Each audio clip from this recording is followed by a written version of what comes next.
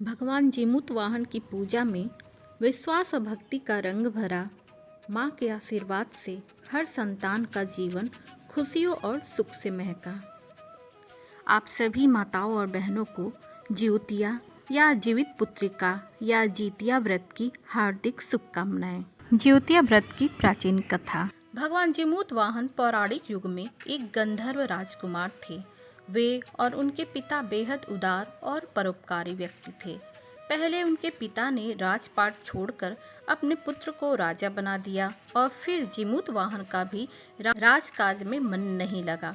वे भी अपने पिता के साथ वन में जाकर रहने लगे। यहाँ आकर उनका विवाह मलयवती नामक कन्या से हुआ। जीमूतवाहन को एक दिन वन में एक वृद्ध महिला रोती हुई अवस्था में मिली।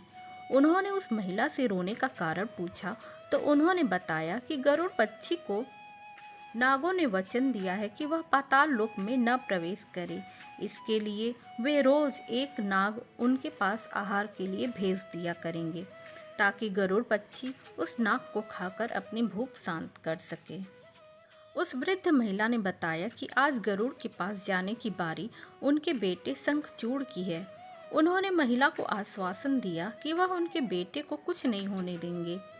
जीमूतवाहन पक्षीराज गरुड़ के पास स्वयं गए। चूंकि जीमूतवाहन लाल कपड़े में लिपट कर वहां गए थे, इसलिए गरुड़ पक्षी उनको पहचान नहीं पाए और उन्हें नाग समझकर अपने पंजे में दबाकर उड़ गए। जब एक पहाड़ के शिखर पर रुके और जीमूतवाहन से पंजे से निकाल कर खाने चले तो देखा कि जीमूतवाहन तो एक मनुष्य हैं और दर्द से पूरी तरह से कराह रहे हैं। उन्हें जीमूतवाहन पर दया आ गई और उन्होंने उसे मुक्त कर दिया। फिर जीमूतवाहन ने उन्हें सारी घटना बताई और नागों का भक्षण न करने की प्रार्थना की। पक्षीराज गरुड़ जीमूतवाहन के साहस और दया को देखकर काफी प्रसन्न हुए और उन्होंने वचन दिया कि वे कभी भी नागों का भक्षण नहीं करेंगे।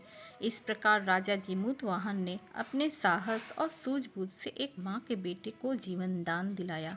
तब से राजा जीमूतवाहन भगवान के रूप में पूजे जाने लगे और माएँ अपनी संतान के लिए जीवित पुत्रिका नामक व्रत रखकर उनकी पूजा करने लगी। जय जीमूतवाहन भगवान की जय।